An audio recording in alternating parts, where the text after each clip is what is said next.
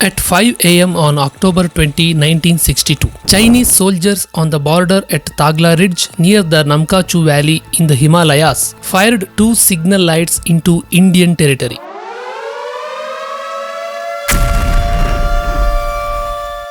This meant that the war was about to begin.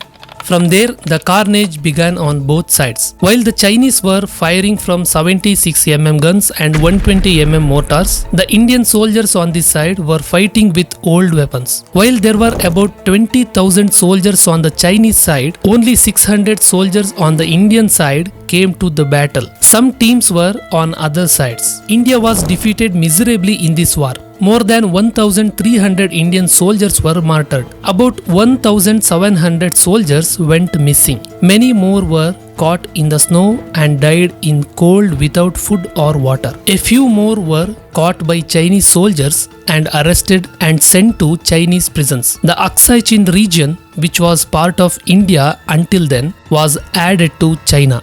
After all this, the then Prime Minister Pandit Jawaharlal Nehru said, "We were stabbed in the back." But actually, this was a big mistake made by Nehru.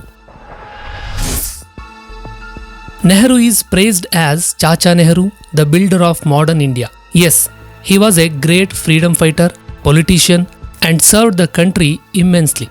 He was the Prime Minister who established institutions like ITI, ISRO, DRDO, AIMS, 5 years plans, eradication of malnutrition, development of public enterprises, industrial development, free milk and food supply to school children, and many other of his projects transformed independent India into a strong country. No one can hide such glory and pride in his name. Similarly, he has also made many mistakes. The purpose of this video is to say that we should not hide the mistakes and injustices he did to the country by saying that he has made achievements. Let us see the other side of Nehru in this video. China was preparing to grab the Aksai Chin region since 10 years before 1962. They had modern weapons, they had warm sweaters and coats to protect themselves from the cold of the Himalayas. They had sturdy boots to protect their feet. The government had also supplied boots to Indian soldiers during the war. Surprisingly, there were mostly boots of size 6 and 12. However, our soldiers put them on their feet and adjusted them. The problem was that there were no studs to put under these boots. These are nails to put under the boots. Only if these nails were put in, one could walk easily on the snowy mountains and slippery rocks. Since there was a shortage of studs, the Nehru government did not supply them. If the soldiers climbed on the moss-covered rocks, they would slip and fall. There was a good sweater to protect them from the cold. Compared to the Chinese army, our soldiers did not have long-range weapons. These are just a few examples. Such blunders and rash decisions led to India's defeat in the face of China. Due to this, Indian soldiers suffered a lot.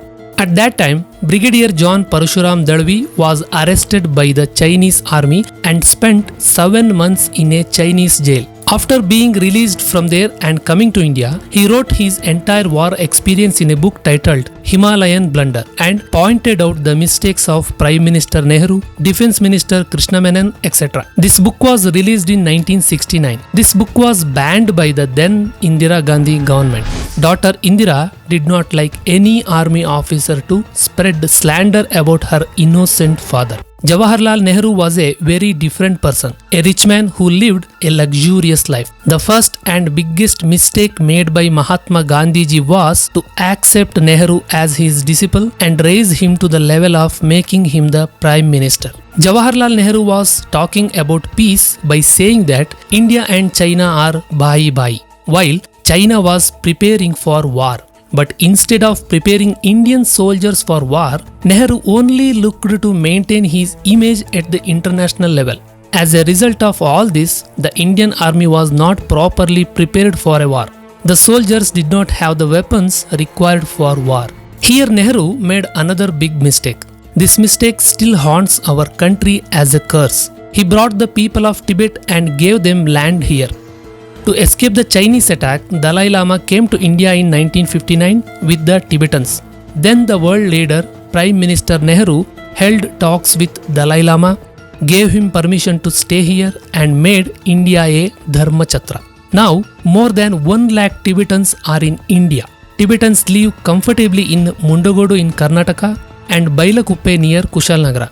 Pandit Nehru also did not have a strong stance on the issue of Kashmir. Nehru had the mindset of the same Tukde gang on Kashmir. He used to talk like a lamp on a crossbar that the Kashmiri people should decide whether Kashmir should join India or not. As a Prime Minister, instead of saying that Kashmir is ours, he used to talk like a separatist. Instead of taking military action against those who argued that Kashmir should join Pakistan, he took the issue to the United Nations, which has nothing to do with our country. Congress leaders used to say that if this responsibility was given to Vallabhbhai Patel, everything would be fine. But Nehru did not give him a chance. Finally, Kashmir got special status. Fortunately, it was revoked. Kashmir officially joined India on October 26, 1947. Since the Pakistanis were rebelling there, the Indian army had to be deployed there. But this move was getting late. A meeting was held on October 27 regarding sending the army to Kashmir, and the conversation that took place in this meeting is proof that Nehru was unable to take a firm decision on Kashmir. Field Marshal Sam Manekshaw was present in that meeting.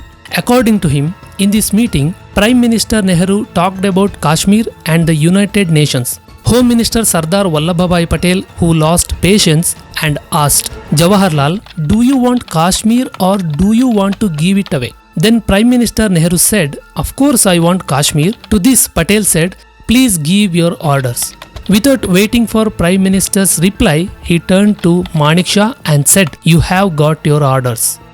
Then the Indian army went to Kashmir and took control of the situation there.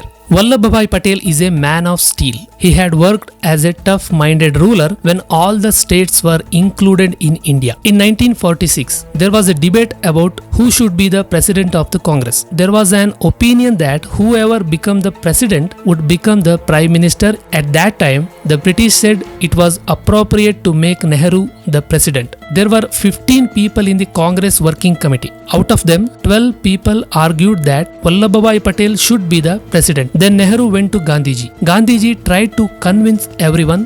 When he realized that the work would be ruined, he called Vallabhbhai Patel and convinced him. Gandhiji paid his price and Patel withdrew from the competition for the presidency. This made it possible for Nehru to become the president. He also became the prime minister of the country. If Vallabhbhai Patel had thought a little ahead, he could have become the prime minister. Nehru enjoyed power even without the support of Congress members. Nehru never led a simple life like Mahatma Gandhi. His lifestyle was as luxurious as all the Britishers. Edwina, the wife of India's last viceroy, Lord Mountbatten, and Nehru were lovers. When India gained independence, the Mountbatten family went to England. Even then, Nehru would write to Edwina. When he went to Britain, he would stay as a guest in her house. In the book Daughter of Empire, written by Edwina's daughter Pamela, she wrote that they were both in love. Okay, all these are personal matters. You may think what a loss this would be for the country. But it is worth noting here that the decision to partition India was also taken at the same time. This relationship may have influenced such an important decision. Edwina died on February 28, 1960. Her wish was to drowned in the sea after her death. Accordingly, the Mountbatten family took her body to the port of Portsmouth in England and cremated her at sea. The then Prime Minister Nehru sent the Indian Navy's INS Trishul to the place to pay homage to Edwina, saying that it would help. Our military ship was not used for such a task. No, this is false. It can be argued that Nehru fought for freedom and was repeatedly arrested and spent a total of 8 years in jail. Whenever Nehru went to jail, there were good facilities there. The British never treated him like a bad prisoner. The British gave cruel punishment to those who were very dangerous to the regime. If Veer Savarkar got a prison sentence that felt like hell, they hanged Rajguru, Sukhdev, Bhagat Singh. But there was no harsh punishment for soft fighters like Nehru. Even if it had been 8 years or 20 years, he could have stayed in jail comfortably. Despite all this, Chacha Nehru remains the biggest icon of our country. No matter how many achievements a person makes, we should also remember the mistakes he made and the damage he caused. Instead of looking at just one side of an achiever, let's look at both sides and pay respect to history. If you like this video, like and share it. See you again in the next video. Namaste.